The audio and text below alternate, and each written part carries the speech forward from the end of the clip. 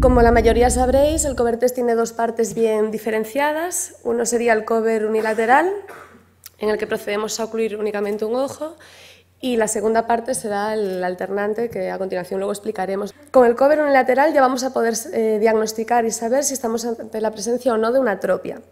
Además, vamos a poder saber si está presente en todas las distancias, es decir, en distancias lejanas o próximas, si es siempre el mismo ojo que desvía o la desviación va alternando, y además si el componente de desviación que hay es mixto o no, y esta presencia, esta condición es constante o solo se manifiesta en determinadas condiciones.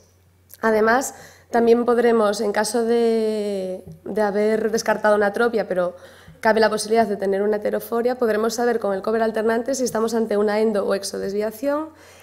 Podremos medir la magnitud de esta y comprobar que no haya diferencia prismática entre las diferentes distancias, así como en las diferentes posiciones de mirada, y también será interesante comprobar si hay alguna implicación del estado refractivo sobre la condición. Es importante los detalles, ¿no? La mayoría de vosotros ya habéis leído cómo se realiza un cover test, que se trata de un método objetivo.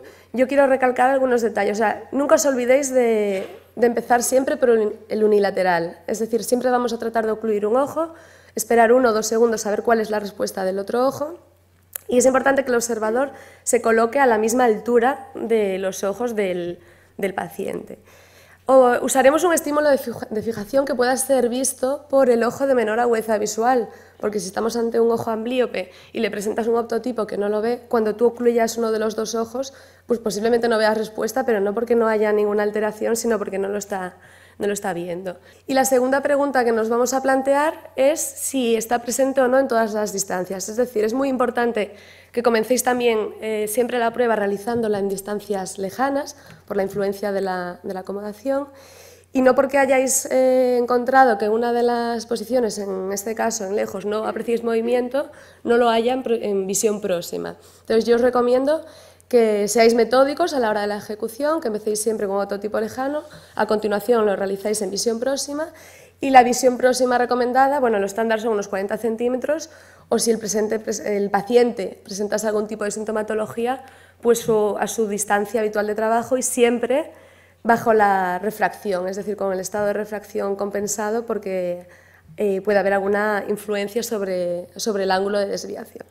Es importante que empecéis siempre, en casos de estrabismos, ocluyendo el ojo que fija, es decir, el ojo que no está en posición de desviación. Debéis aseguraros de comprobar siempre qué sucede cuando ocluimos el otro ojo. O sea, hemos comentado de la importancia de empezar ocluyendo el ojo que no desvía, que está fijando, pero repetiremos el cover unilateral en el otro ojo. ¿Por qué? Porque queremos asegurar de cuál es la respuesta cuando ocluimos el otro ojo. Si la respuesta es la misma, es decir, apreciamos movimiento, sabremos que se trata de un estrabismo alternante, ¿vale? Si desvía siempre el mismo ojo, no lo es. La respuesta puede ser también en línea vertical, en este caso vemos una respuesta hacia arriba porque el ojo está posicionado en hipotropia, o el movimiento puede ser al contrario, hacia abajo, porque estamos ante una hipertropia. Muchas veces a los niños tenemos que tratar de planteársela como un juego y no dejan que les pongas un oclusor delante del ojo. Entonces utilizas la mano, muchas veces no se la puedes colocar delante, mejor que venga desde arriba, y a veces utilizamos solo el pulgar para ponérsela delante de la pupila. Se lo planteas como un juego de escondite, no siempre puedes utilizar un ototipo. Todo este tipo de detalles son importantes para que un niño pueda colaborar en la realización de un cover test. Para la ejecución de este test, bueno, en realidad a nosotros nos gusta bastante utilizar, siempre que se pueda, un oclusor translúcido, porque cuando tú ocluyes ya vas a observar cuál es la respuesta debajo de este oclusor. En este caso, al introducirlo, vamos a ver una respuesta de endoforia, porque es la posición pues, cómoda, ¿no?, para este paciente. Sin embargo, no hemos observado ningún tipo de movimiento en el ojo que no ocluye. Aquí, ya solo observando el movimiento que hay debajo del oclusor translúcido, ya sabríamos que estamos ante una endoforia. Pero si usaseis un oclusor opaco, os tendréis que fijar en cuál es la respuesta que hay cuando destapas. Iremos destapando un ojo y otro, y veremos un movimiento de refijación. El cover test también nos va a permitir medir el ángulo exacto de la desviación, compensar mediante prismas cuál es el ángulo objetivo de esta condición.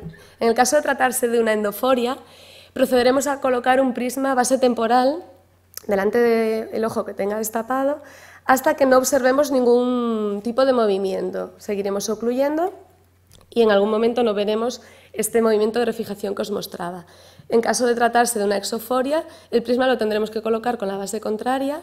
Puede darse casos de estrabismos en el que tras haber disociado, haber realizado el cover test alternante y haber descartado que estábamos ante una atropia, si vuelves a repetir, porque has visto una endoforia, por ejemplo, y vuelves a repetir el cover unilateral, en esta ocasión, al ocluir, si aprecias un movimiento de refijación, lo que te confirmaría la condición de una atropia que inicialmente no habías diagnosticado. En este caso sabremos que se trata de una atropia intermitente, que solo tendrá lugar en aquellas ocasiones en las que has descompensado la fusión del paciente, que es el típico estrabismo que el paciente refiere que desvía el ojo cuando está muy cansado. Además es importante que, en todo momento, como método, solemos pedirle al paciente que mire un ototipo en visión lejana, le pones otro ototipo enfrente en visión próxima, pero a veces se nos olvida que es muy raro que ninguno de nosotros estamos siempre en esta condición visual, realmente estamos siempre moviendo los ojos y es importante valorar qué sucede en otras direcciones de mirada. La teoría es muy bonita, pero nosotros en consulta nos encontramos muchas veces con niños que no colaboran, con bebés y necesitas de otros recursos. Como os comentaba al principio, a veces si son un niño que ves que has empatizado con él, le puedes plantear un juego y aunque se trate de un bebé no tendrás ningún problema, pero otras veces vas a tener que utilizar la simple observación y muchas veces lo que pondremos es una luz puntual enfrente y observar cómo caen los reflejos corneales. Luego, si te deja ocluir, mejor porque te confirmarás mediante el cover test un diagnóstico más exacto. Pero el Hirschberg es un método que, por tanto, ya nos permite diagnosticar un grado elevado de endotropia. En el esquema yo os muestro una endotropia. En caso de que el paciente presentase una exotropia, el reflejo pupilar lo veríais en el lado nasal. El reflejo caería aquí. Entonces, la regla mnemotécnica para saber qué dioptrías de desviación tiene es que cuando veáis que el reflejo en uno de los dos ojos cae en el borde de la pupila, equivale a unos 15 grados de desviación y por cada grado de desviación son casi 2 dioptrías, es decir, que sería una endotropia de aproximadamente 30 dioptrías. Si el reflejo veis que cae en medio entre la pupila y el borde de iris sería aproximadamente de 30 grados y cuando veáis que el reflejo cae justo en el borde del iris estaríamos hablando de un ángulo de unos 45 grados, o sea, una desviación de casi 90 dioptrías. Hay otro método de calcular el ángulo objetivo de la desviación, que es el test de Krimsky, que volvemos a introducir una barra de prismas delante de uno de los ojos, en este caso el ojo fijador, para poder obtener el ángulo objetivo. Lo que veremos, en este caso estamos ante una endotropia, volvemos a introducir el prisma o la flecha y veremos que automáticamente, cuando alcancemos el ángulo, el reflejo cae en el centro de la pupila. Ese sería el grado de estrabismo que presenta este niño, o incluso esta prueba es muy práctica para pacientes con baja visión. Muchas veces la exotropia o algunos tipos de estrabismo son consecuencia de una baja visión y es imposible realizarlo en cover test porque no fija, ese ojo tiene tan poca agudeza visual, entonces únicamente le pones una luz puntual enfrente, ves cómo cae el ángulo y también es útil para estos pacientes o ambliopías con una fijación excéntrica. Lo importante es saber qué estamos estudiando. Bueno, si lo hacemos binocular, lo que estamos realizando es un completo estudio de todas las versiones que podéis ver aquí reflejadas, pero en este caso lo que nos va a interesar es buscar si hay alguna anomalía en alguna de las posiciones. En caso de que encontremos algún tipo de limitación, alteración o hipoacción de un músculo, normalmente lo indicamos con un signo negativo por la restricción que presentamos y hay unas tablas para graduarlo que van del 1 al 4. El 1, en este caso, el esquema que os represento, pero sería así para todos. Si estamos evaluando una acción horizontal, en este caso estamos pidiéndole al paciente que mire hacia la izquierda, estamos en posición de levovergencia, podemos apreciar que el ojo izquierdo, en este caso, no completa la abducción, no llega a finalizar la acción, pues sería una leve hipoacción o limitación de grado 1. Si vemos que sobrepasa un poco lo que sería la línea media, la posición primaria de mirada, pero ligeramente, sería un grado 2. Si alcanza esa posición primaria de mirada, pero no consigue abducir, ya sería una limitación de grado 3, y cuando ni siquiera alcanza la línea media, estamos hablando de una alteración del tipo 4.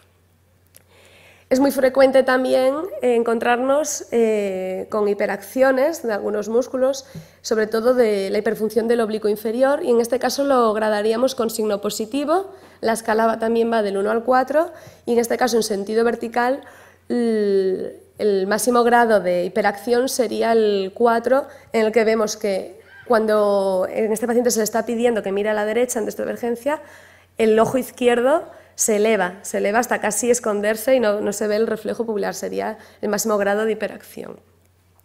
Entonces, os he querido traer algunos ejemplos o casos clínicos para daros cuenta de la importancia de estudiar no solo la posición primaria de mirada.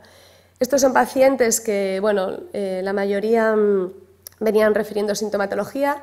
En este caso no encontrábamos ninguna atropia realizando el cover test, pero sin embargo al hacerle el estudio de las posiciones de mirada, no sé si podéis observarlo, pero ahí no completa la abducción del ojo izquierdo, en un grado aproximado,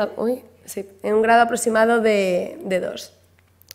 Esto, si tenéis claro ya lo de qué músculo afecta en cada posición, sabríamos que se corresponde con un recto lateral y coincide con un diagnóstico de parálisis del sexto par. Pero yo quiero recalcar, para que no os asustéis de si no sabéis qué estáis observando, que al menos sepáis cuándo o no hay alteración. Y aquí, bueno, si comparáis la levovergencia con la dextrovergencia, se aprecia ese grado de limitación. Otro caso, aquí aunque en posición primaria de mirada parece un aspecto, ¿no?, leve de hipertropia, es por la tosis que presentaba este niño. Presentaba una tosis congénita en el ojo izquierdo, pero no tenía ninguna atropia. Sin embargo, al realizarle la motilidad ocular, volvemos a observar en un grado más elevado cómo el ojo derecho hiperactúa en aducción, ¿vale? Sería aproximadamente un grado 2. Este paciente estaba operado ya de estrabismos y posteriormente se lo operó de tosis, pero una vez más lo importante es comparar y detectar en qué posición y saber describir. O sea, yo os animo a que describáis lo que veis. Entonces, bueno, en este caso, ¿qué estamos viendo? Bueno, pues que eleva el ojo derecho en aducción o que hay una hipertropia aproximadamente de un grado 2. Como conclusiones, enfatizar la importancia de poder adaptar el test al caso, es decir, el cover test yo recomiendo usar un oclusor translúcido, pero no siempre es posible. Incluir siempre estas dos pruebas en la evaluación rutinaria porque os dan muchísima información, no alargan mucho el tiempo en lo que es la revisión que estéis acostumbrados a realizar. Y si sabéis realizar la correcta ejecución de la prueba y además interpretar qué estáis viendo, esta clasificación va a orientar el tratamiento clínico. Además, alertaros de que siempre que un paciente acuda a consulta refiriendo sintomatología como puede ser la diplopia, como puede ser la presencia de estrabismo de aparición repentina, nunca dejéis de realizar estas dos pruebas y ante una aparición repentina de estos síntomas, acompañar un informe con la clasificación descriptiva de lo que habéis visto y derivar urgentemente a un neurólogo, a un neuroestrabólogo por la relación que hay con las enfermedades del sistema nervioso central. Muchas gracias.